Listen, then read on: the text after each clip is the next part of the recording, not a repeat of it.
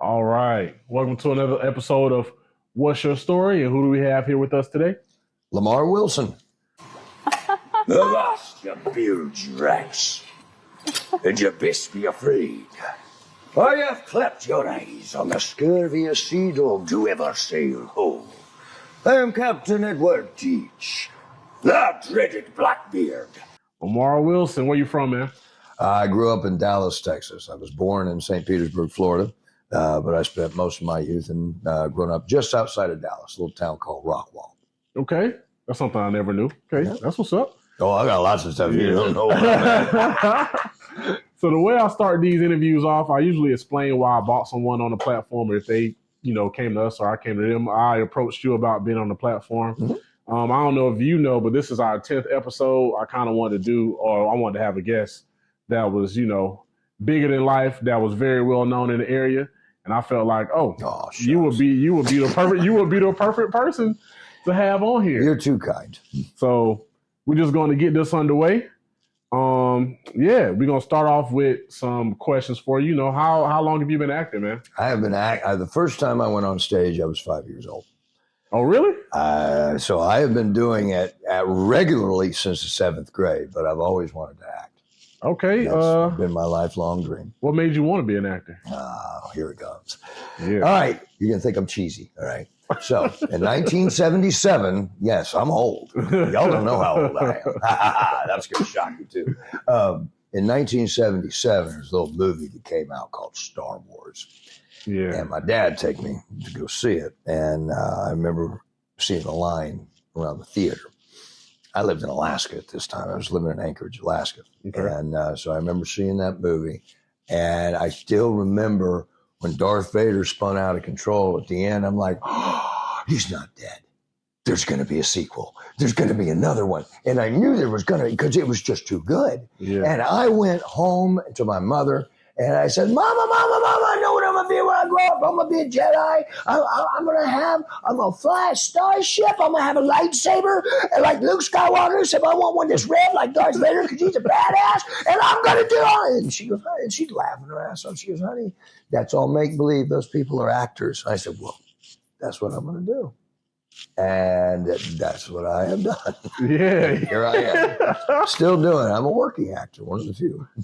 Hey, and little did you know, Star Wars they got so many movies now. Oh, yeah. Yeah, it's crazy. It's crazy. Yeah, that would be a lifelong dream.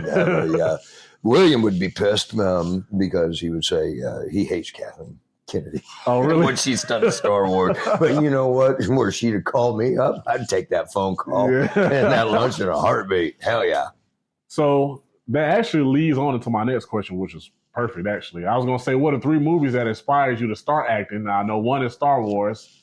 What are there any more? I mean, Star Wars did. I'm just that fired my imagination up as a kid.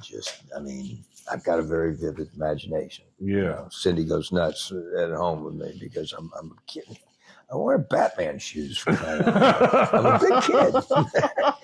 But the movies are really like Star Wars is what really did it for me. But when I think about other movies, the Indiana Jones, all the adventure stuff. Oh, anything Spielberg did. Everything Spielberg like action-packed movies. I like the action movies, but, getting into acting, I love to watch a good performance. So there's several films that I have put into my collection that I love. Quentin Tarantino. Pulp Fiction is one of the best movies ever made. I love that movie. It never gets old. Classic. Yeah. Super so classic. There's lots of them. But Star Wars, Indiana Jones, that whole thing is what that opened up a world of make believe to me. Gotcha. So, and it's fun to listen to that. Listen, because I remember as a little boy listening to Carrie Fisher and Harrison Ford and Mark Hamill in their interviews. I think I was the only kid at school who knew who David Prowse was. He was the guy in the Darth Vader suit who I got to meet. How was that? To meet in person. It was a lifelong dream. I lived in Hollywood for I don't know how many years. I have never been starstruck in my life. And I was speechless when I met the man. Yeah. What a gentleman. And he told me stories about the summer he filmed it. Nobody was around. I got to talk to this guy, my idol, for, as a child. For 20 minutes, I'm talking to Darth Vader. He's telling me how hot it was. He's a proper Englishman. He's a very, very nice English accent. He's talking to you in a very grandfatherly, appearance. Oh, God, it was a dream come true. He autographed his autobiography and a picture of him holding the helmet. Oh, that's fire. Yeah, so that of all the star moments, I've met a lot of celebrities. That was the one that really got me.